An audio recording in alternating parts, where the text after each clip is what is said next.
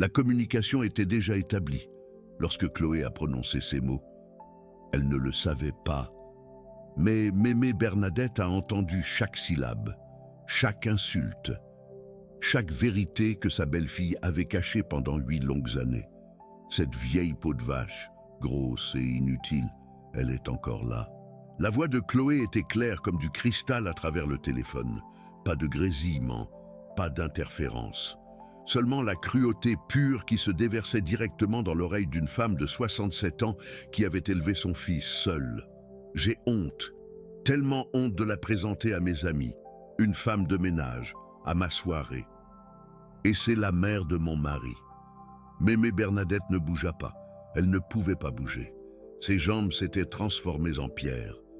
Son cœur battait si fort qu'elle pouvait le sentir dans sa gorge.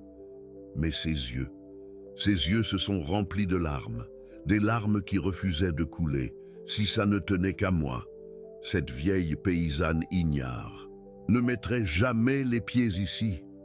Et à ce moment précis, quelque chose s'est brisé à l'intérieur d'elle.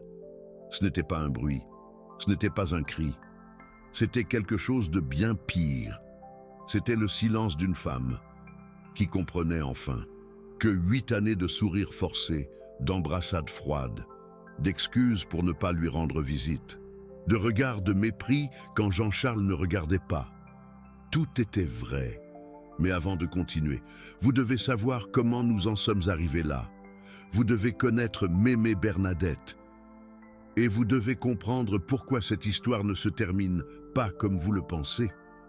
Si, à un moment de votre vie, vous avez senti que quelqu'un faisait semblant de vous aimer, si jamais vous avez découvert que des sourires cachèrent du mépris, alors cette histoire est faite pour vous. Restez jusqu'à la fin. Parce que ce qui s'est passé après cet appel a changé la vie de tous pour toujours. Bernadette Marie Dupont est née en 1958, dans un petit village perdu au fin fond de la France. Son père était menuisier. Sa mère lavait le linge pour les familles bourgeoises du coin. Ils n'ont jamais eu grand-chose, mais ils n'ont jamais manqué d'amour. Elle était la benjamine d'une fratrie de 6 enfants, la seule qui a appris à lire et à écrire, la seule qui rêvait de quelque chose au-delà des champs de blé qui entouraient son village. Mais les rêves d'une fillette noire et pauvre dans la France des années 60 n'avaient pas beaucoup de place pour grandir. À 14 ans, Bernadette travaillait déjà comme femme de ménage dans une ville plus grande. Elle envoyait chaque centime qu'elle gagnait à sa famille. Elle dormait dans une minuscule chambre à l'arrière de la maison de ses patrons. Elle mangeait les restes. Elle portait les vieux vêtements qu'on lui donnait. Mais elle n'a jamais perdu sa dignité. Et elle n'a jamais perdu l'espoir qu'un jour, les choses seraient différentes. À 21 ans, elle a rencontré Jean-Charles. Il était chauffeur de taxi. Brun comme elle, il souriait avec tout son corps. Et il la regardait comme si elle était la seule femme au monde. Ils se sont mariés 6 mois plus tard. Ils n'avaient rien, rien du tout. Ils louaient une chambre dans une cité HLM défavorisée. Ils partageaient les toilettes avec 4 autres familles. Bernadette continuait à laver le linge. Jean-Charles faisait les doubles journées. Mais ils étaient heureux. Et quand Jean-Charles Junior est né, en 1983, Bernadette a su que tous les sacrifices avaient valu la peine. Jean-Charles, son fils unique, sa raison de vivre. Elle le regardait dormir dans le berceau improvisé que Jean-Charles avait fabriqué avec des planches de récupération. Et elle promettait en silence que cet enfant aurait une vie meilleure, que cet enfant étudierait, que cet enfant deviendrait quelqu'un. Et elle a tenu sa promesse. Quand Jean-Charles avait 7 ans, Jean-Charles est mort. Un accident de la route, un conducteur ivre, une vie fauchée en quelques secondes. Bernadette avait 28 ans, un petit garçon, aucune éducation formelle et absolument personne pour l'aider. Mais elle n'a pas abandonné.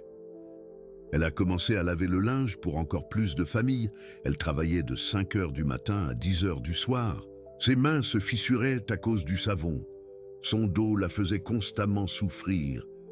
Mais chaque soir, quand Jean-Charles dormait, elle étudiait les livres qu'il rapportait de l'école. Elle a appris les mathématiques pour l'aider avec ses devoirs. Elle a appris l'histoire pour répondre à ses questions. Elle a appris à coudre pour qu'il n'aille jamais à l'école avec des vêtements troués. Et Jean-Charles a appris quelque chose aussi. Il a appris que sa mère était la femme la plus forte du monde. Les années ont passé. Jean-Charles a grandi. Il était intelligent. Il était assidu. Il était tout ce dont Bernadette avait rêvé. Il a obtenu une bourse pour une école privée, puis une autre bourse pour l'université. Il a étudié le droit.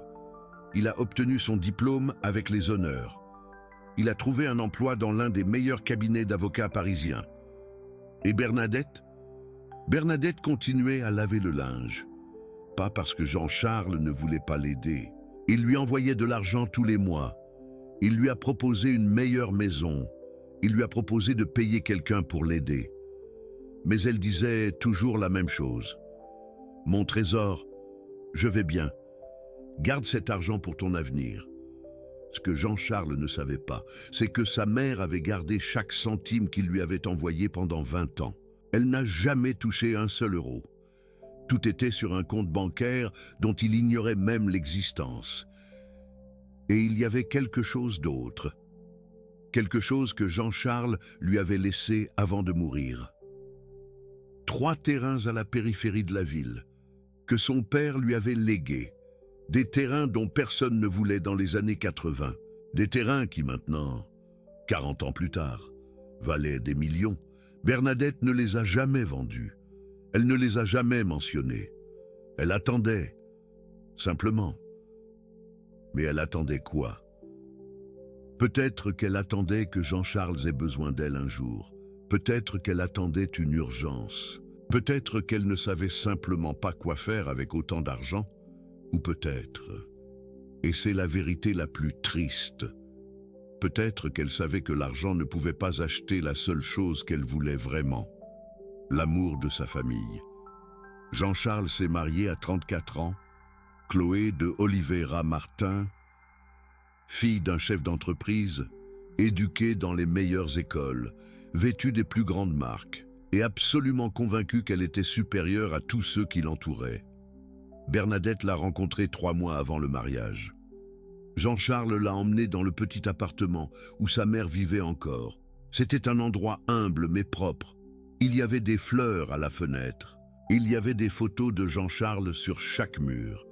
Et il y avait une odeur de cuisine maison qui embaumait chaque recoin. « Maman, je veux te présenter quelqu'un. » Bernadette est sortie de la cuisine en s'essuyant les mains sur son tablier. Elle a vu la femme à côté de son fils, blonde, mince, élégante, avec un sac à main qui coûtait probablement plus cher que tout ce qu'il y avait dans cet appartement. Et elle a vu quelque chose d'autre. Elle a vu la façon dont Chloé regardait autour d'elle, la façon dont elle a plissé le nez de manière presque imperceptible, la façon dont ses yeux se sont arrêtés sur le sol en béton, sur les murs écaillés, sur le plafond taché d'humidité. Ce n'était qu'une seconde, mais Bernadette l'a vu et elle a tout compris. « Enchantée, madame. » Chloé a tendu la main avec un sourire parfaitement répété. « Jean-Charles m'a beaucoup parlé de vous. »« Enchantée, ma fille. » Bernadette a pris sa main. Elle était froide, douce. La main de quelqu'un qui n'avait jamais fait la vaisselle de sa vie. Pendant le dîner, Chloé a à peine touché à son assiette. Elle a dit qu'elle faisait attention à sa ligne, que les plats faits maison, c'était trop lourd pour elle. Elle a dit beaucoup de choses, des paroles polies, mais que mémé Bernadette comprenait parfaitement. Cette nourriture n'est pas digne de moi, mais elle n'a rien dit. Elle a souri, a hoché la tête, a continué à servir du café et de la galette de maïs comme si de rien n'était. Parce que Bernadette, en 67 années de vie, elle avait appris des choses. Elle avait appris que certaines batailles ne valaient pas la peine d'être menées. Et elle avait appris que l'amour d'un enfant est plus important que l'orgueil d'une mère.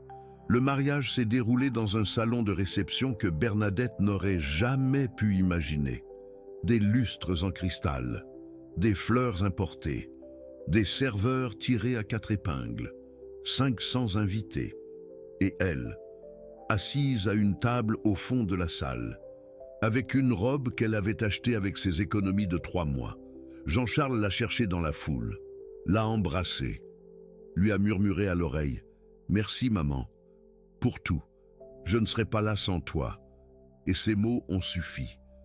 Ils ont suffi à supporter les regards des invités, qui se demandaient clairement qui était cette vieille dame, un peu forte et mal habillée. Ils ont suffi à ignorer la mère de Chloé, qui ne lui a même pas adressé la parole. Ils ont suffi à sourire sur les photos, même si personne ne l'incluait dans les photos importantes. Ils ont suffi, du moins, c'est ce qu'elle croyait. La première année de mariage, Jean-Charles lui rendait visite toutes les semaines. Il lui apportait des fleurs, lui parlait de son travail, lui demandait si elle avait besoin de quelque chose. La deuxième année, les visites sont devenues mensuelles. La troisième année, bimensuelle. La quatrième année, à la naissance de Pierre, tout a changé. Pierre, son petit-fils, la raison pour laquelle son cœur continuait de battre.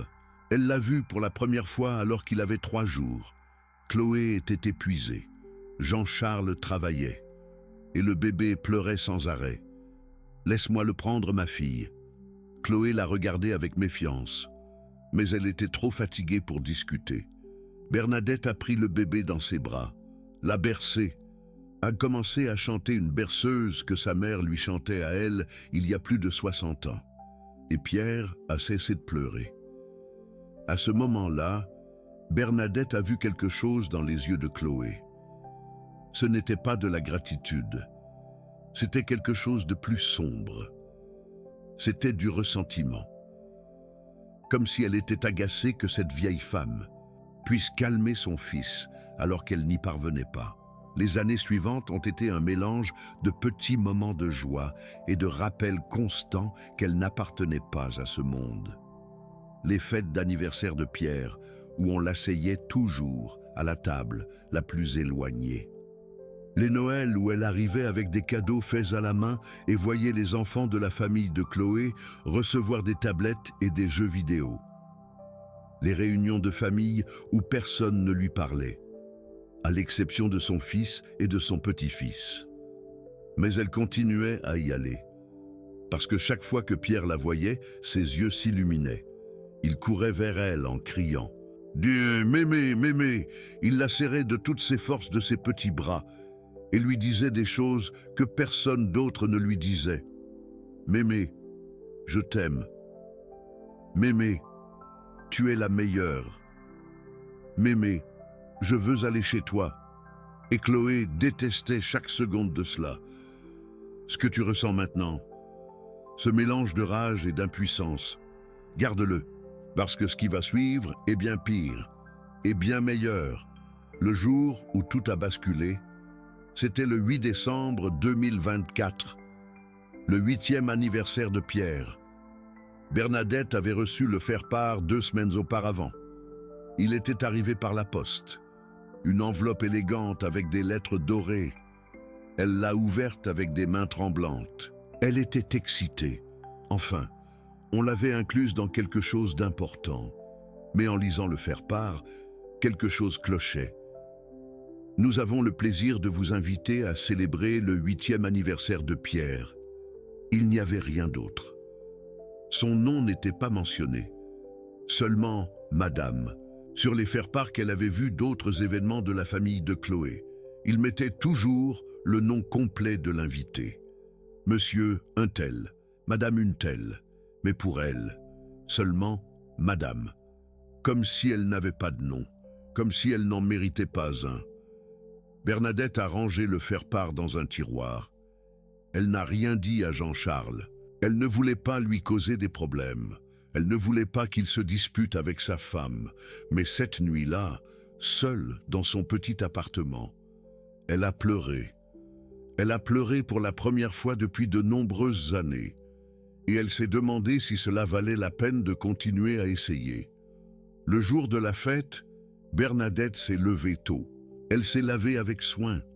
Elle a mis sa plus belle robe, celle qu'elle avait portée au mariage de Jean-Charles, il y a 8 ans. Elle était un peu plus serrée maintenant, mais elle restait sa robe préférée. Elle s'est regardée dans le miroir. Elle a vu une vieille femme, un peu forte, avec des rides sur le visage et des cheveux blancs. Mais elle a aussi vu une femme digne, une femme qui avait élevé son fils seule, une femme qui n'avait jamais rien demandé à personne, une femme qui méritait le respect, même si personne ne lui en donnait. Elle a pris le cadeau qu'elle avait préparé pour Pierre, une couverture tricotée à la main. Elle avait mis 3 mois à la terminer. Chaque point avait été fait avec amour. Chaque couleur avait été choisie en pensant à ce que Pierre aimait. Bleu comme le ciel, vert comme les arbres, jaune comme le soleil. Elle savait que Pierre recevrait des dizaines de cadeaux chers, des jeux vidéo, des jouets électroniques, des choses qui coûtaient des centaines d'euros. Mais elle savait aussi que sa couverture serait différente, parce que sa couverture avait quelque chose que l'argent ne peut pas acheter. De l'amour. Elle est arrivée à la grande maison de Chloé à 3 heures de l'après-midi. C'était une maison immense, des murs blancs, des jardins parfaits, des voitures de luxe garées à l'entrée, des serveurs vêtus de noir accueillant les invités. Bernadette est descendue du taxi. Le chauffeur l'a regardée avec confusion. Il pensait probablement qu'elle s'était trompée d'adresse, que cette dame modeste ne pouvait pas appartenir à cet endroit, mais elle a marché vers l'entrée, la tête haute, en arrivant à la porte. Un serveur l'a arrêtée. « Votre nom, s'il vous plaît. » Bernadette Marie Dupont. Le serveur a vérifié la liste, a froncé les sourcils, a vérifié de nouveau. « Je suis désolé. Je ne vous trouve pas sur la liste des invités. » Bernadette a senti son cœur s'arrêter. Non, ce n'était pas possible. Elle avait reçu le faire-part. Elle avait le faire-part chez elle. Il n'avait pas pu l'oublier. Et je suis la mère de Jean-Charles, la grand-mère de Pierre. Le serveur l'a regardée avec inconfort. Il était clair qu'il ne savait pas quoi faire. « Laissez-moi consulter la maîtresse de maison. » Et il a disparu à l'intérieur de la maison. Bernadette est restée là, debout, avec son cadeau dans les mains. Les autres invités passaient à côté d'elle sans la regarder. Certains murmuraient, d'autres l'ignoraient simplement. 3 minutes, 4 minutes, 5 minutes. Finalement, le serveur est revenu. « Vous pouvez entrer. » Mais la maîtresse de maison demande que vous utilisiez l'entrée de service. L'entrée de service, comme les employés, comme les domestiques. Bernadette a voulu faire demi-tour. Elle voulait rentrer chez elle. Elle voulait oublier que cette fête existait. Mais alors, elle pensa à Pierrot, à son sourire, à ses câlins, à la façon dont il la regardait, comme si elle était la personne la plus importante au monde. Et elle se dirigea vers l'entrée de service, parce que l'amour d'un petit-fils vaut plus que la fierté d'une grand-mère. Elle entra dans la fête par la cuisine. Les employés la regardèrent avec curiosité. Une des cuisinières, une femme métisse d'une 50aine d'années, lui sourit avec complicité. « Vous êtes la grand-mère de Pierrot, n'est-ce pas? »« Oui, il vous adore. Il parle de vous tout le temps. » Ces mots furent un baume pour son cœur blessé. « Merci, ma grande. » Elle sortit de la cuisine vers le jardin où se déroulait la fête. C'était tout ce qu'elle avait imaginé, et plus encore. Des décorations parfaites, des tables remplies de nourriture, un château gonflable, un clown, un magicien, des dizaines d'enfants courant et riant. Et là, au milieu de tout ça, il y avait Pierrot. Elle le vit avant qu'il ne la voie. Il était entouré d'autres enfants, mais il semblait distrait. Il regardait vers la porte toutes les quelques secondes, cherchant quelqu'un, la cherchant, elle. Et quand ses yeux la trouvèrent enfin, Son visage s'illumina, comme le soleil après une tempête. « Mémé Bernadette !» Il courut vers elle, la heurta aux jambes avec toute la force d'un enfant de 8 ans.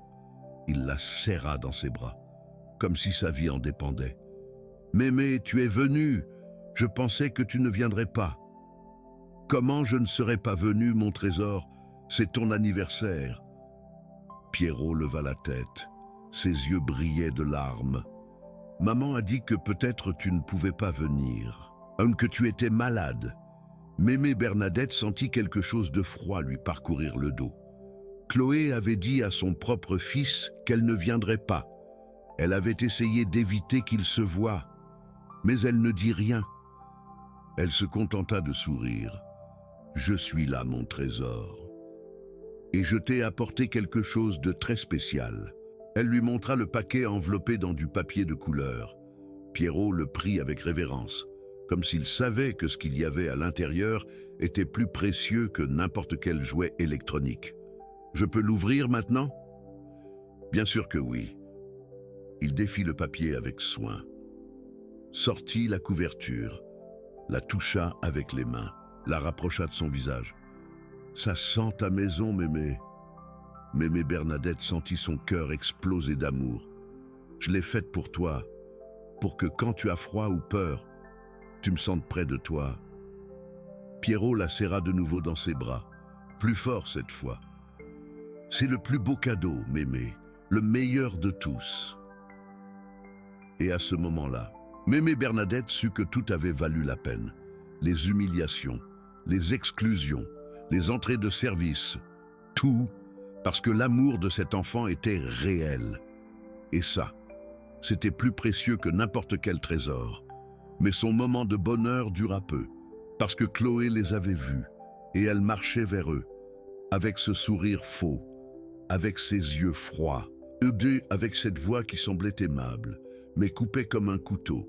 « Mémé Bernadette, quelle joie de vous voir ici. »« Chloé, merci de m'avoir invité. » Les deux femmes se regardèrent, l'une avec de la haine déguisée en politesse, l'autre avec de la douleur déguisée en force. « Pierrot, pourquoi tu ne vas pas jouer avec tes amis? Ta grand-mère et moi allons bavarder. »« Mais maman, je veux rester avec Mémé, après mon trésor. » Maintenant, les adultes doivent parler. Pierrot regarda sa grand-mère avec inquiétude. Mémé Bernadette lui sourit. « Vas-y, mon trésor. Je viendrai te chercher après. » L'enfant s'éloigna, entraînant les pieds, en regardant en arrière tous les quelques pas. Quand elles furent enfin seules, le masque de Chloé tomba. « Je ne comprends pas pourquoi vous continuez à venir à ces événements. Il est clair que vous n'avez pas votre place ici. » Mémé Bernadette la regarda droit dans les yeux. « Je viens parce que mon petit-fils m'aime, et je l'aime lui. » Chloé laissa échapper un rire sans humour. « Pierrot est un enfant. Il ne sait pas ce qu'il veut. Quand il grandira, il comprendra qu'il y a certaines personnes qui ne s'intègrent tout simplement pas dans son monde. Et vous croyez que je suis une de ces personnes? Je ne le crois pas. Je le sais. » Mémé Bernadette sentit quelque chose se briser en elle. Mais elle ne pleura pas. Elle ne cria pas. Elle ne se défendit pas. Elle dit seulement une chose. « Peut-être avez-vous raison, ma fille. Peut-être que je n'appartiens pas à votre monde. Mais j'appartiens au cœur de mon fils et de mon petit-fils. Et ça, vous ne me l'enlèverez jamais. » Chloé ouvrit la bouche pour répondre. Mais à ce moment-là, Jean-Charles apparut. « Maman, quelle joie de te voir! Et Chloé, de quoi parlez-vous » La transformation de Chloé fut instantanée. Son visage s'adoucit, sa voix devint douce, ses yeux perdirent leur froideur. « De rien, mon amour, je souhaitais la bienvenue à ta maman. » Jean-Charles sourit. Il serra sa mère dans ses bras. « Viens, maman. Je veux te présenter à quelques collègues. » Et il l'emmena. Mais Mémé Bernadette vit quelque chose que Jean-Charles ne vit pas. Elle vit la façon dont Chloé les regardait s'éloigner. Et dans ce regard, il y avait quelque chose qui lui glaça le sang. Il y avait de la haine pure, Ce que Mémé Bernadette ne savait pas, c'est que cette haine était sur le point d'exploser et que ce serait son propre petit-fils qui lui montrerait la vérité, d'une façon que personne n'attendait. Mais ça vient après. La fête continua pendant 3 heures de plus.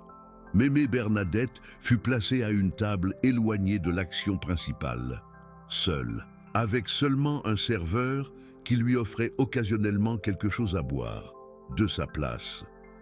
Elle pouvait voir son fils se mêler aux invités importants. Elle pouvait voir Chloé être l'hôtesse parfaite. Elle pouvait voir Pierrot courir et jouer comme n'importe quel enfant de 8 ans. Mais personne ne venait lui parler. Personne ne lui demandait son nom. Personne ne semblait remarquer qu'elle existait. Elle était invisible, un fantôme dans une fête pleine de vie. Et peut-être que ça aurait été tout. Peut-être qu'elle serait rentrée chez elle ce soir-là avec le cœur brisé, mais intact. Peut-être qu'elle aurait continué à faire semblant que tout allait bien pour le reste de sa vie. Mais le destin avait d'autres plans. Il était presque 7 heures du soir. La fête touchait à sa fin. Les invités commençaient à partir. Mémé Bernadette décida qu'il était temps de dire au revoir à son petit-fils et de rentrer chez elle. Elle se leva de sa table solitaire, se dirigea vers la maison en cherchant Pierrot. Elle le trouva dans sa chambre. Il était assis sur le lit, jouant avec son téléphone, ou plutôt, avec le téléphone de sa mère qu'il avait emprunté. Mémé Bernadette! Pierrot sauta du lit et courut vers elle. « Je pensais que tu étais partie sans me dire au revoir. Jamais, mon trésor. Jamais je ne partirai sans te faire un câlin. » Elle le serra fort, sentit ses petits bras se serrer autour de son cou. « Mémé, je veux aller chez toi. Quand ta maman et ton papa diront que tu peux, je serai là à t'attendre. » Pierrot la regarda avec ses yeux énormes et expressifs. « Maman ne dit jamais que je peux. Je sais, mon trésor, je sais. » Ils restèrent là, enlacés, pendant quelques secondes qui parurent éternelles. Et alors, Pierrot fit quelque chose qui changea tout. « Mémé, je veux que tu vois quelque chose que fait mon nouveau jouet. » Il prit le téléphone de sa mère et commença à toucher l'écran avec l'habileté naturelle des enfants de sa génération. « Regarde, il y a une application d'appel. Je peux appeler qui je veux. C'est bien, mon trésor. Je vais t'appeler toi. » Arthur a tapoté l'écran. Il cherchait dans les contacts. Il a trouvé le numéro de sa grand-mère et il a appuyé sur « Appeler ». Mais quelque chose a mal tourné, quelque part dans la grande maison. Le téléphone de Mémé Bernadette a commencé à sonner et au même moment, dans un autre endroit de la maison, la voix de Chloé a commencé à parler. Arthur avait connecté un appel qui n'aurait jamais dû exister, un appel qui a tout changé. Mémé Bernadette a cherché son téléphone dans son sac, l'a sorti, a regardé l'écran. Appel entrant. Elle a appuyé sur « Répondre » et a entendu quelque chose qu'elle n'oublierait jamais. Cette vieille peau de vache est encore là. C'était la voix de Chloé. Claire, dédaigneuse, pleine de venin. Bernadette s'est figée, a regardé Arthur. L'enfant ne semblait pas comprendre ce qui se passait. Il continuait à tapoter l'écran du téléphone, inconscient de la tragédie qui se déroulait. J'ai honte de la présenter à mes amis. Regarde comment elle est habillée. On dirait une femme de ménage. Et c'est la mère de mon mari. Chaque mot était un couteau. Chaque phrase était un coup. Si ça ne tenait qu'à moi, cette campagnarde ignare ne remettrait jamais les pieds ici. Mais Jean-Charles est faible. Il n'a pas le courage de dire à sa mère qu'elle n'appartient pas à notre famille. Bernadette a senti les larmes commencer à couler.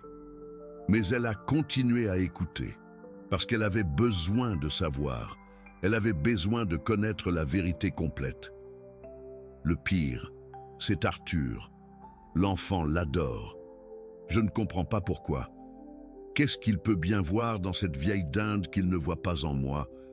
Un rire, froid, cruel. Enfin bref, je n'ai plus qu'à la supporter quelques heures.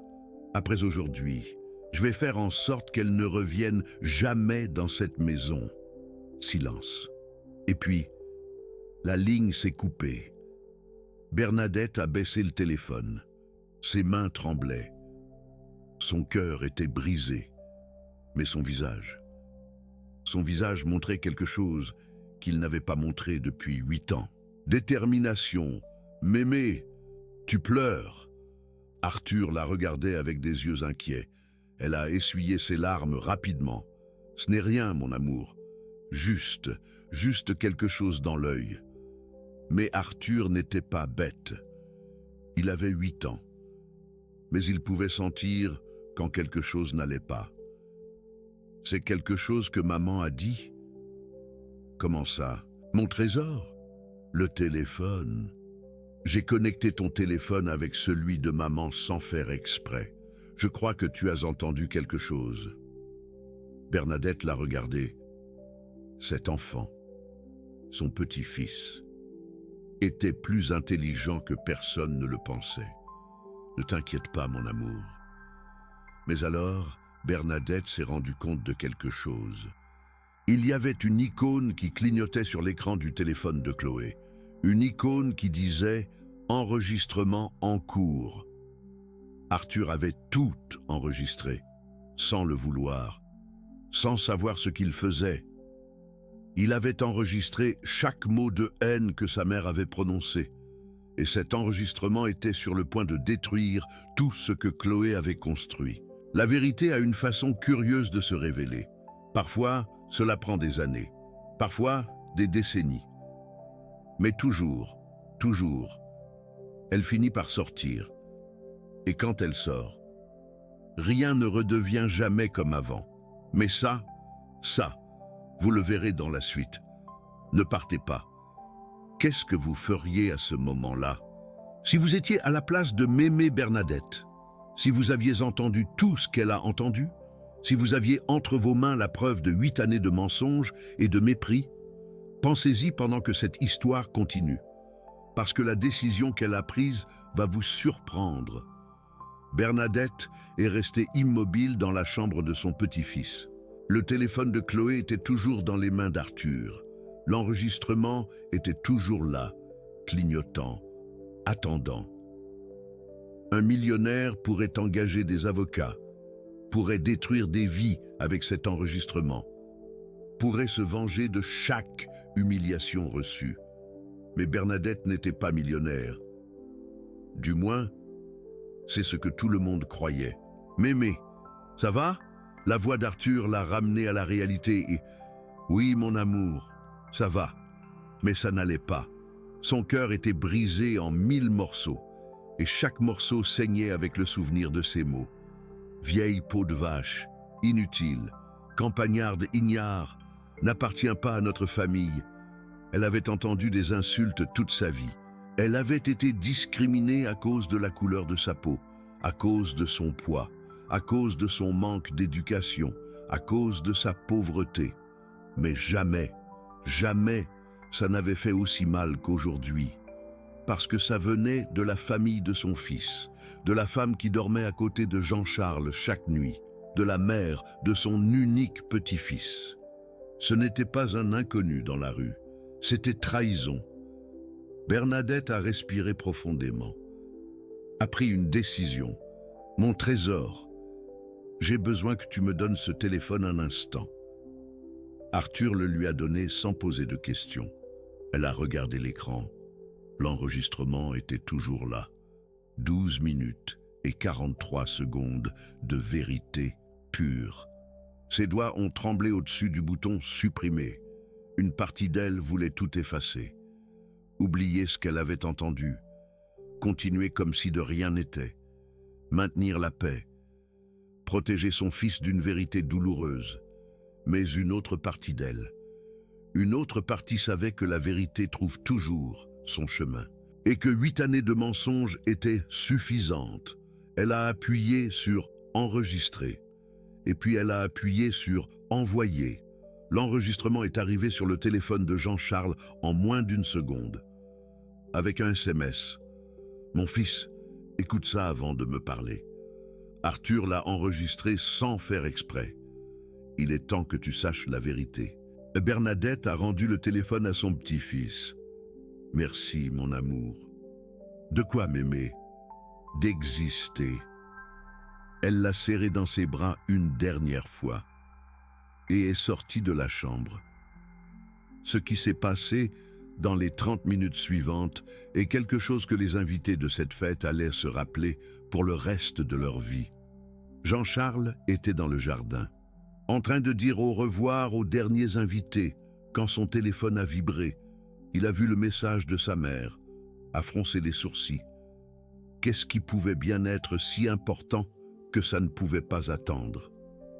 Il a ouvert le fichier audio et a appuyé sur lecture. Les premières secondes étaient confuses. Bruit de fond. La voix de sa mère qui disait quelque chose. La voix d'Arthur. Et puis, cette vieille peau de vache est encore là. Jean-Charles a senti son sang se glacer. Il connaissait cette voix. C'était la voix de sa femme. Mais ce n'était pas la voix douce et aimante qu'il connaissait. C'était quelque chose de complètement différent. J'ai honte de la présenter à mes amis. Regarde comment elle est habillée. On dirait une femme de ménage. Et c'est la mère de mon mari. Jean-Charles a dû s'appuyer sur une table pour ne pas tomber. Non, ce n'était pas possible. Chloé n'avait pas pu dire ça. Chloé aimait sa mère. Chloé avait toujours été respectueuse. Chloé, si ça ne tenait qu'à moi, et cette campagnarde ignare ne remettrait jamais les pieds ici. Mais Jean-Charles est faible. Il n'a pas le courage de dire à sa mère qu'elle n'appartient pas à notre famille. Les mots ont frappé comme un marteau. Faible. Sa femme l'avait traité de faible. Sa femme avait insulté sa mère. Sa femme avait fait semblant pendant 8 ans. Jean-Charles a senti quelque chose qu'il n'avait pas senti depuis longtemps. Colère. Une colère profonde, primitive, incontrôlable. L'enregistrement continuait. Le pire, c'est Pépito. L'enfant l'adore. Je ne comprends pas pourquoi. Qu'est-ce qu'il peut bien trouver à cette vieille peau de vache qu'il ne trouve pas chez moi? Et c'est ça qui a tout fait basculer. Ce n'était pas seulement sa mère, c'était son fils. Chloé était jalouse d'une grand-mère de 67 ans, parce que son propre fils l'aimait. Jean-Charles remit le téléphone dans sa poche, et il se dirigea vers la maison. Ce qu'il ignorait, c'est que Mémé Bernadette était là, plantée devant la porte du jardin. Elle l'observait depuis le début. Elle avait vu son visage changer en écoutant l'enregistrement. Elle avait vu la rage dans ses yeux.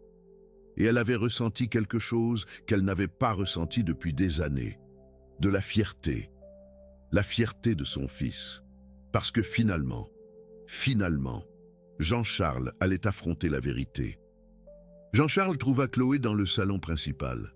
Elle était en train de raccompagner ses dernières amies, souriant, étreignant, promettant de se revoir bientôt pour déjeuner.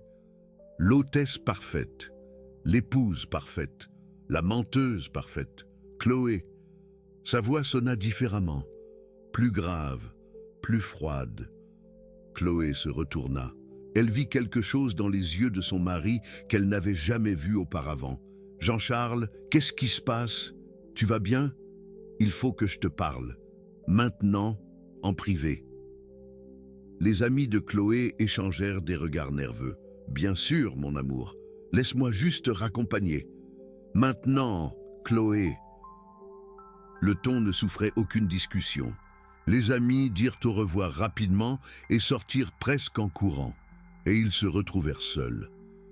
Jean-Charles sortit le téléphone de sa poche. Il le posa sur la table et appuya sur lecture. Pendant les premières secondes, Chloé ne comprit pas ce qu'elle entendait.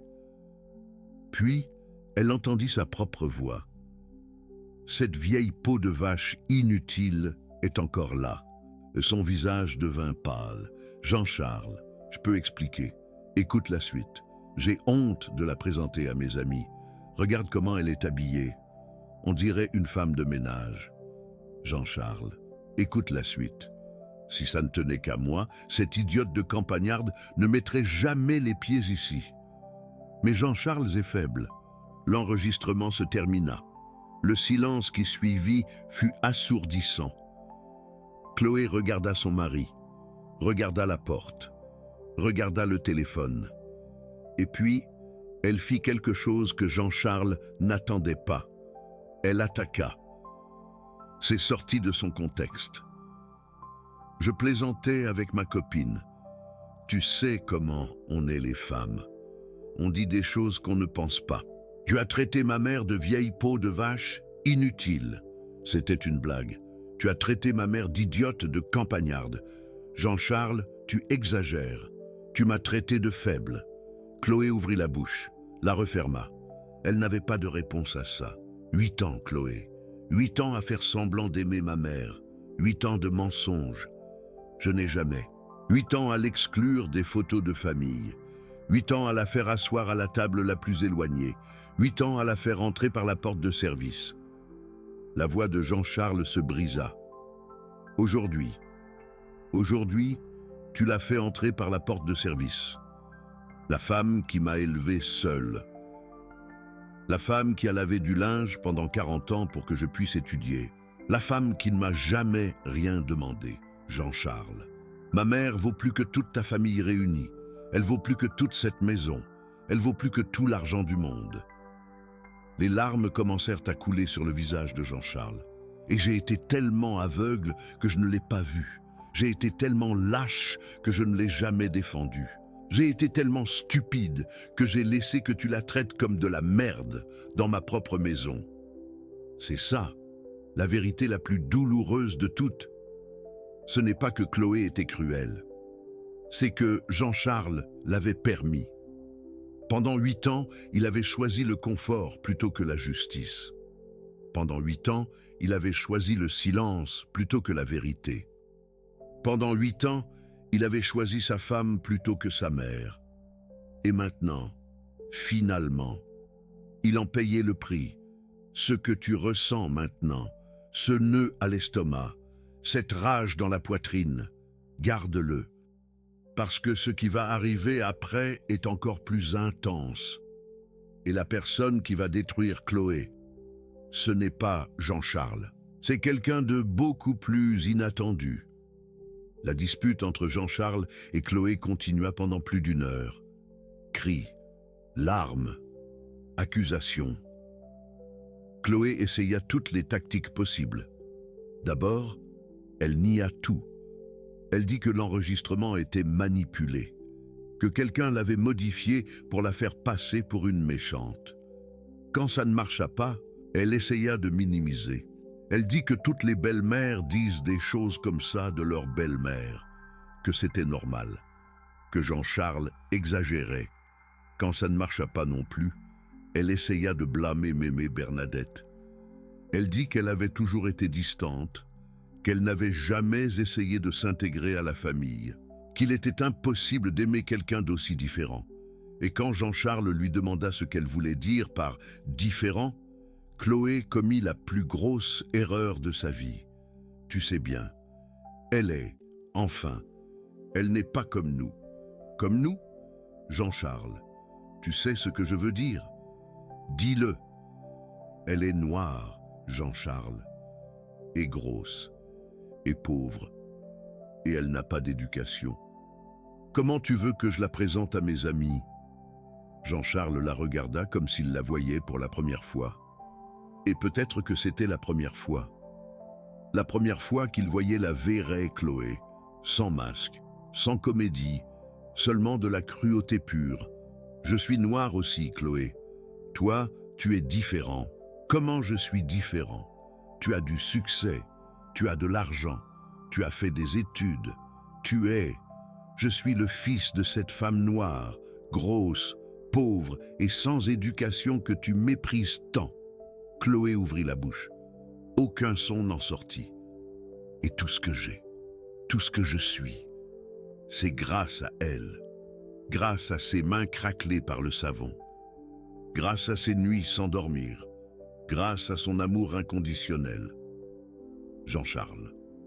C'est fini, Chloé. Quoi? Ce mariage. C'est fini. Tu ne peux pas être sérieux.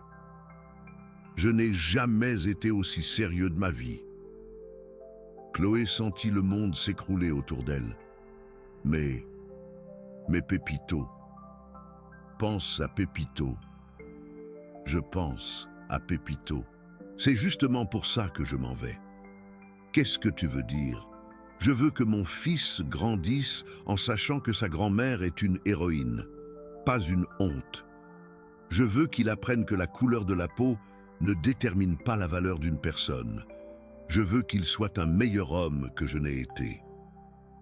Jean-Charles se retourna pour partir. Et alors, il la vit. Et sa mère, plantée devant la porte, avec des larmes dans les yeux, mais aussi avec quelque chose d'autre, avec l'apex, maman, mon trésor. Ils se regardèrent. 8 ans de distance disparurent en une seconde. Jean-Charles courut vers elle. Il la serra dans ses bras comme il ne l'avait pas serrée depuis qu'il était enfant. Il pleura sur son épaule comme il n'avait pas pleuré depuis des décennies. « Pardonne-moi, maman. Pardonne-moi de ne pas t'avoir défendu. Pardonne-moi d'avoir été si aveugle. Pardonne-moi pour tout. » Mémé Bernadette caressa sa tête. « Il n'y a rien à pardonner, mon trésor. Tu es mon fils, et je t'aime. Mais il y a autre chose que je dois te dire. » Jean-Charles releva la tête. « Quoi, maman ?» Mémé Bernadette sourit. « Il y a quelque chose que je ne t'ai jamais raconté. Quelque chose que ton père m'a laissé avant de mourir. » « Quoi donc ? Et alors ?» Mémé Bernadette raconta la vérité. La vérité sur les 3 terrains. La vérité sur l'argent qu'elle avait gardé pendant 20 ans. La vérité sur un héritage qui valait des millions. Jean-Charles l'écouta en silence. Chloé, toujours dans le salon, écouta aussi. Et son visage passa de l'incrédulité à l'horreur. Horreur parce qu'elle avait réalisé quelque chose. Pendant 8 ans, elle avait traité une millionnaire comme une moins que rien. Pendant 8 ans, elle avait méprisé une femme qui pouvait acheter sa maison 10 fois. Pendant 8 ans, elle avait commis la plus grosse erreur de sa vie. Et maintenant, il était trop tard pour réparer. « Maman, pourquoi tu ne m'as jamais rien dit ?» Mémé Bernadette le regarda avec un amour infini. « Parce que je voulais savoir si vous m'aimiez pour ce que je suis, pas pour ce que j'ai. Et maintenant je le sais. » Elle regarda vers Chloé. « Maintenant je sais exactement qui m'aime et qui ne m'aime pas. » Chloé fit un pas en avant. « Donna Benedita. Je ne savais pas. » Bernadette leva la main. « Non, tu savais exactement ce que tu faisais. Tu savais que j'étais la mère de ton mari. Tu savais que j'étais la grand-mère de ton fils. Et tu as décidé de me traiter comme une serpillière quand même. Mais l'argent ne change pas qui je suis.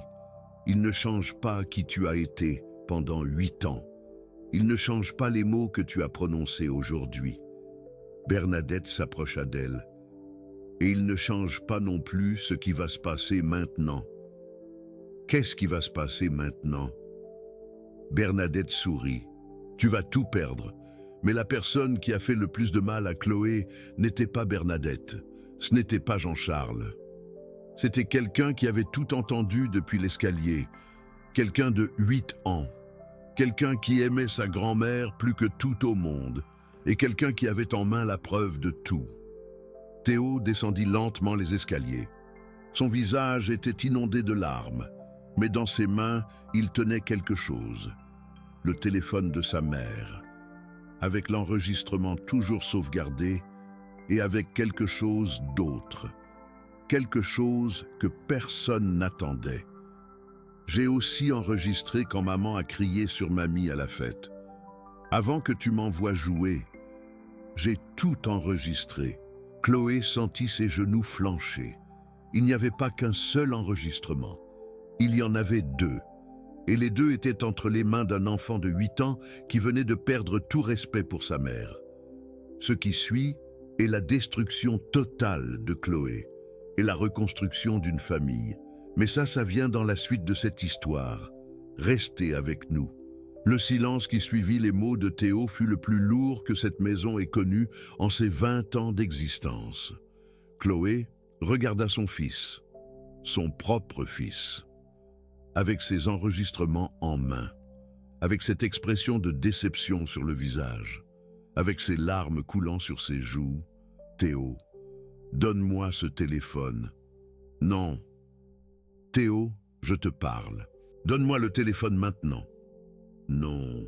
C'était la première fois que Théo disait non à sa mère. La première fois qu'il défiait son autorité. La première fois qu'il la regardait sans respect. Et Chloé le sentit comme un coup de poing dans l'estomac. « J'ai tout entendu, maman. J'ai entendu ce que tu as dit sur mamie, et je n'ai pas aimé. Théo, tu ne comprends pas. Les adultes donnent parfois des choses que... Tu as dit qu'elle était grosse, vieille et inutile. Tu as dit qu'elle était noire et ignorante. Tu as dit des choses horribles. Théo, et mamie a toujours été gentille avec moi. Elle m'a toujours offert des choses faites avec ses mains. Elle m'a toujours serré dans ses bras quand j'avais peur. Elle m'a toujours aimé. » Théo s'approcha de Bernadette. Il prit sa main. La main de sa grand-mère était rêche, pleine de callosité. Les mains de quelqu'un qui avait travaillé toute sa vie. « Mamie est la meilleure personne que je connaisse. Et tu l'as maltraitée. Et ce n'est pas bien. » Jean-Charles regarda son fils avec une fierté infinie. À ses 8 ans, Théo comprenait quelque chose que beaucoup d'adultes ne comprennent jamais, que la valeur d'une personne n'est pas dans son apparence, elle n'est pas dans son argent, elle n'est pas dans son éducation. Elle est dans son cœur. Jean-Charles s'agenouilla près de son fils. « Théo, je suis très fier de toi. Papa, on va vivre avec mamie maintenant. »« Oui, mon trésor, on va vivre avec mamie. » Chloé fit un pas en avant. « Jean-Charles, tu ne peux pas faire ça. Tu ne peux pas emmener mon fils. Ton fils. Notre fils. Chloé. Et il vient de décider où il veut être. Il n'a pas l'âge de prendre de telles décisions. Il a l'âge de savoir faire la différence entre le bien et le mal, chose que tu n'as apparemment jamais apprise. » Les mots frappèrent comme un coup de fouet. Chloé sentit que tout s'effondrait.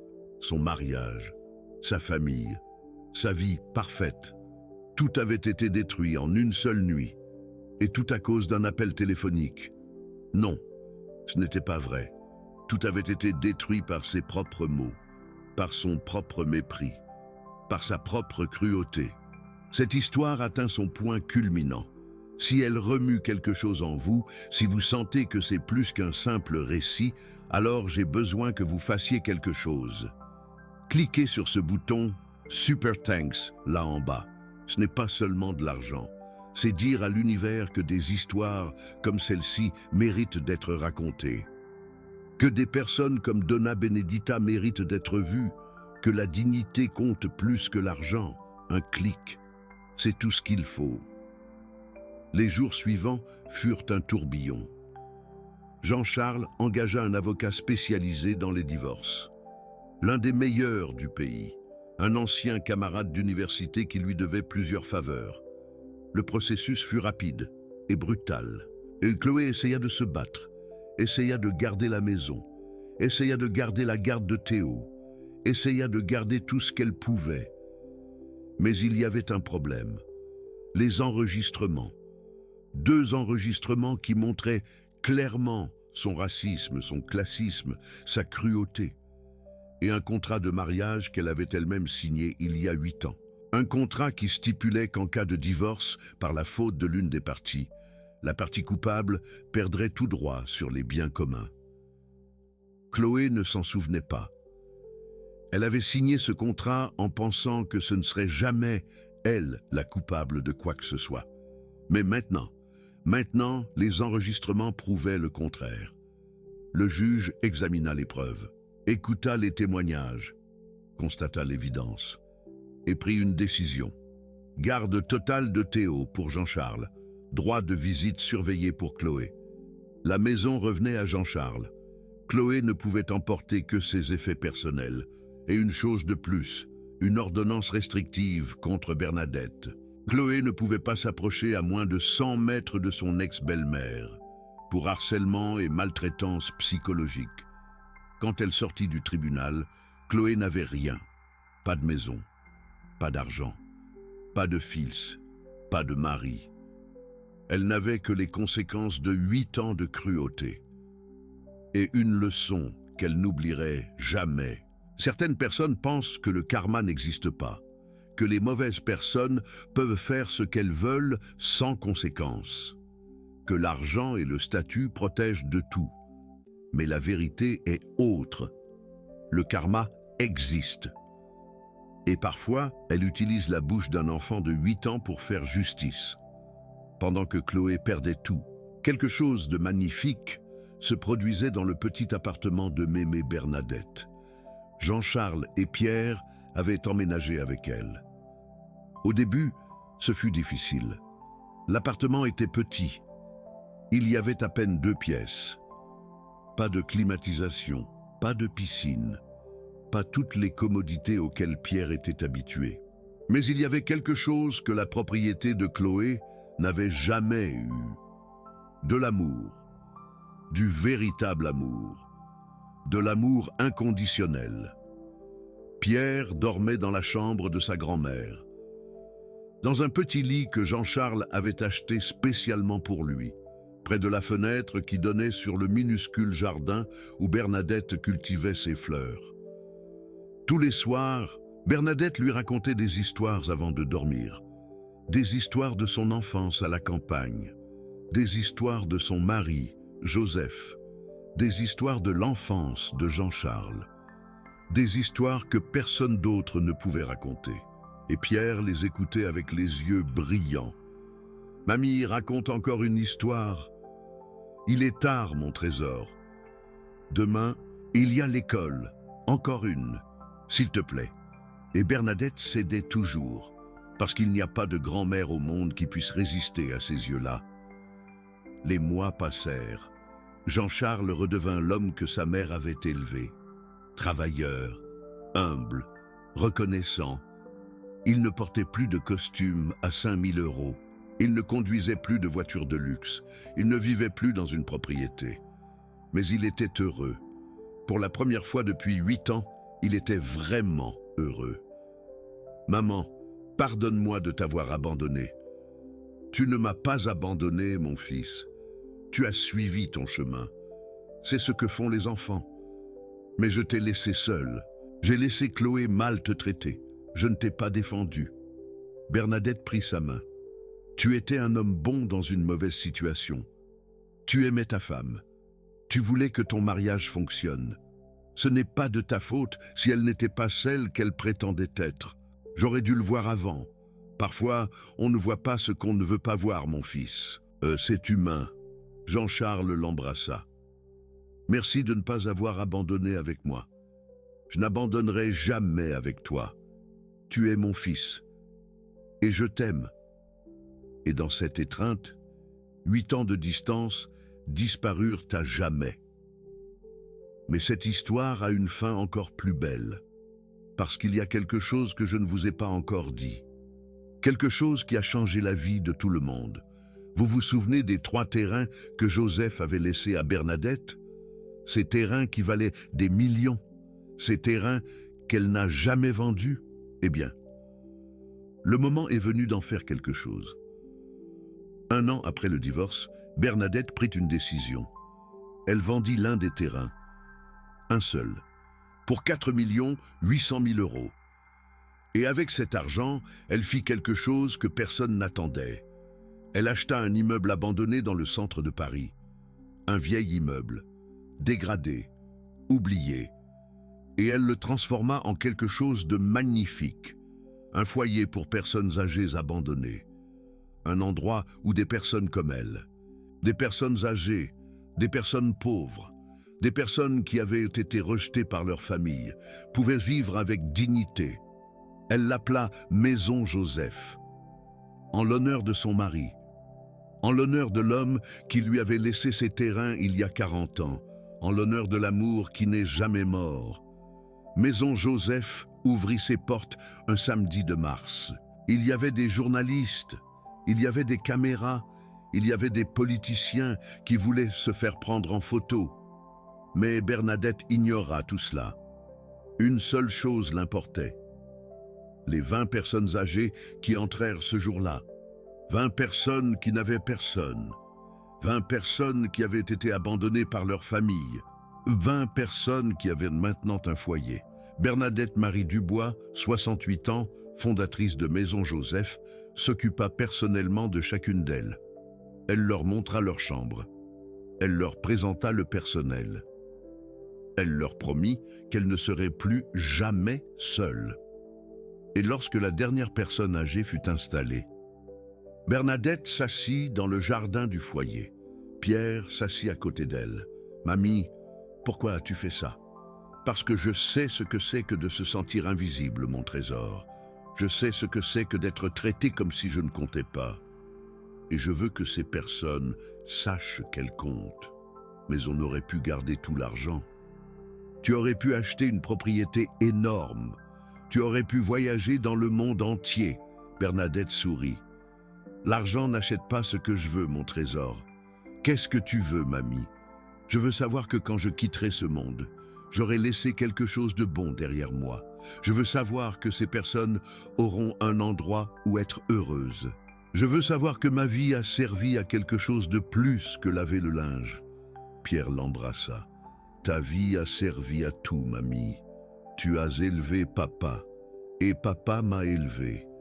Et maintenant, tu t'occupes de toutes ces personnes. Tu es la meilleure personne du monde. » Bernadette sentit ses yeux se remplir de larmes. Mais ce n'étaient pas des larmes de tristesse. C'étaient des larmes de joie. Parce que finalement, après 68 ans de vie, quelqu'un la voyait. Pas comme une vieille femme, pas comme une grosse femme, pas comme une noire ignorante, mais comme ce qu'elle était, vraiment, une héroïne.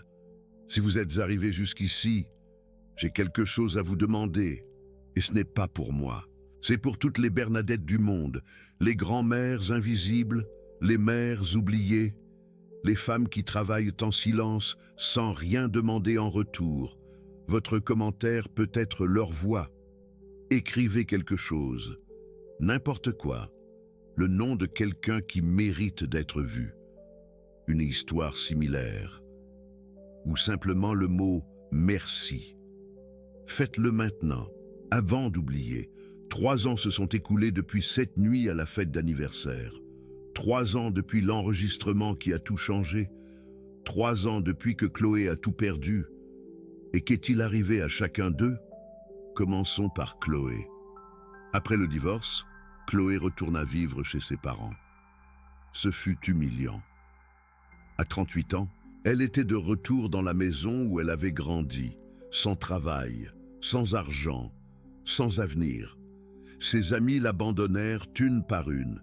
Personne ne voulait être associé à la femme qui avait traité sa belle-mère comme une ordure. Personne ne voulait être vu avec quelqu'un dont le racisme avait été exposé publiquement. Elle essaya de trouver du travail, mais sa réputation la précédait. À chaque entretien, quelqu'un mentionnait les enregistrements. À chaque occasion, quelqu'un se souvenait de ce qu'elle avait dit. Vieille, grosse et inutile. Noire, ignorante. Ces mots la hantaient. Il la hanterait pour le reste de sa vie. Pas comme une punition extérieure, mais comme un rappel constant de qui elle avait décidé d'être. Finalement, Chloé trouva du travail. Comme réceptionniste dans une clinique dentaire. Elle gagnait une fraction de ce qu'elle dépensait en vêtements en un seul mois. Mais c'était quelque chose. Et lentement, très lentement, elle commença à changer. Non pas parce qu'elle était une bonne personne, mais parce qu'elle n'avait pas d'autre choix. Les visites supervisées avec Pierre continuèrent. Au début, elles étaient tendues. Pierre lui parlait à peine. Il la regardait avec ses yeux, dont elle se souvenait remplis d'amour, mais qui étaient maintenant remplis de méfiance. Mais avec le temps, quelque chose a commencé à changer. Chloé a commencé à s'excuser, pas avec de grands gestes, pas avec des cadeaux coûteux, simplement avec des paroles honnêtes. « Pardonne-moi, Pierre, j'ai été une mauvaise personne. J'ai maltraité ta grand-mère, et c'était très mal. Pourquoi as-tu fait ça? Parce que j'étais une personne horrible, qui pensait être meilleure que les autres parce qu'elle avait de l'argent et une éducation. Mais j'avais tort. Ta grand-mère vaut plus que toutes les personnes que je connais. » Pierre la regarda pendant un long moment. Et puis, il dit quelque chose que Chloé n'oublierait jamais. Mémé Bernadette dit que tout le monde mérite une seconde chance, même toi. Les larmes coulèrent sur le visage de Chloé. Pas des larmes d'autocompassion, des larmes de remords véritables. « Merci, mon trésor. Je vais essayer d'être meilleur. » Et même si la relation ne serait jamais parfaite, c'était un commencement. Jean-Charles continua à travailler comme avocat, mais plus dans le même cabinet qu'avant. Il ouvrit son propre cabinet. Un cabinet spécialisé dans la défense des personnes qui ne pouvaient pas se permettre des avocats coûteux, des personnes âgées étant escroquées par leur famille, des femmes de ménage étant exploitées par leurs employeurs, des personnes vulnérables que personne d'autre ne voulait défendre. Il ne gagnait pas autant d'argent qu'avant, mais il dormait tranquille la nuit. Il savait qu'il faisait quelque chose de bien avec sa vie, et cela valait plus que n'importe quel chèque. Il s'est remarié 3 ans plus tard, avec une femme très différente de Chloé. Lucie était infirmière, brune, d'origine modeste. Elle avait grandi dans une cité HLM défavorisée, et elle aimait Bernadette comme si c'était sa propre mère. Quand Jean-Charles l'emmena rencontrer sa maman, Lucie passa 4 heures dans la cuisine à apprendre à faire la tarte aux pommes que Bernadette préparait. Pas parce qu'elle voulait l'impressionner, mais parce qu'elle voulait sincèrement créer un lien avec elle, et Bernadette le sut immédiatement. « Celle-là, mon fils, c'est la bonne. » Pierre a maintenant 11 ans. Il vit entre 2 maisons, la plupart du temps avec son père et sa grand-mère, certains week-ends avec sa mère.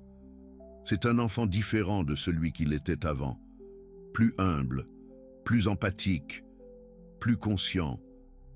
Il valorise les choses simples, un câlin de sa grand-mère, un repas fait maison, une promenade au parc. Et toujours il défend ceux qui ne peuvent pas se défendre seuls, à l'école, quand quelqu'un embête un autre enfant. Pierre est le premier à intervenir, pas avec violence, avec des mots qu'il a appris de sa grand-mère. Maltraiter quelqu'un ne te rend pas meilleur, ça te rend pire. Et si tu continues à le faire, un jour tu vas perdre tout ce que tu aimes. Les professeurs disent que Pierre est un leader naturel, un enfant avec un cœur d'or. Et quand on lui demande qui il admire le plus au monde, il donne toujours la même réponse. Ma grand-mère. Parce qu'elle m'a enseigné que ce qui importe, ce n'est pas ce que tu as, mais qui tu es. Et Mémé Bernadette. Bernadette a 70 ans maintenant. Ses cheveux sont complètement blancs, ses mains sont plus ridées que jamais. Son corps est douloureux les matins froids, mais son esprit est plus vivant que jamais. La maison Jean a grandi. Ce qui a commencé comme un foyer pour 20 personnes âgées en accueille maintenant 60. Il y a un programme de visite pour les étudiants. Il y a des ateliers d'artisanat. Il y a un jardin où les résidents cultivent leurs propres légumes. Et Bernadette est toujours là, tous les jours, rendant visite à chaque résident, connaissant leurs histoires, s'assurant que personne ne se sent invisible. Parce qu'elle sait ce que c'est que d'être invisible. Et elle ne veut pas que quelqu'un d'autre ressente cela. Un jour, un journaliste est venu l'interviewer pour un documentaire sur la vieillesse en France. Il lui a posé beaucoup de questions sur sa vie, sur la maison Gine, sur sa philosophie. Mais la question qui l'a le plus fait réfléchir était la dernière. Mémé Bernadette. Si vous pouviez dire quelque chose à toutes les personnes âgées qui se sentent oubliées, que leur diriez-vous? Bernadette regarda la caméra. Ses yeux brillaient d'une sagesse qui ne vient que de vivre 70 ans de luttes et de triomphes. Je leur dirai que leur vie compte, que leurs histoires comptent, que chaque ride sur leur visage est une preuve qu'elles ont survécu à des choses que d'autres ne peuvent même pas imaginer. Elle fit une pause. Je leur dirai de ne laisser personne les faire se sentir inutiles, de ne laisser personne les faire se sentir invisibles, de ne laisser personne leur enlever leur dignité. Une autre pause. Et je leur dirai quelque chose qu'il m'a fallu 67 ans pour apprendre. Les personnes qui te méprisent ne définissent pas qui tu es. Les personnes qui t'aiment, si. Le journaliste avait les larmes aux yeux. Et quand ce documentaire a été diffusé, des millions de personnes ont pleuré avec lui. Parce que l'histoire de Mémé Bernadette n'était pas seulement son histoire, c'était l'histoire de toutes les mères oubliées, de toutes les grands-mères invisibles, de toutes les femmes qui travaillent en silence sans rien demander en retour. C'était l'histoire de la dignité humaine et de comment, parfois, le karma utilise la bouche d'un enfant de 8 ans pour faire justice. Si cette histoire vous a ému, j'ai besoin que vous fassiez une chose de plus. Pensez à quelqu'un que vous avez peut-être oublié, quelqu'un que vous avez peut-être traité comme invisible. Une mère, une grand-mère, une tante, une voisine, quelqu'un qui vous a aidé quand vous en aviez besoin et que vous n'avez jamais remercié suffisamment. Maintenant, prenez votre téléphone et appelez-la, pas demain, pas la semaine prochaine, maintenant. Dites-lui que vous l'aimez, dites-lui qu'elle compte, dites-lui que vous la voyez.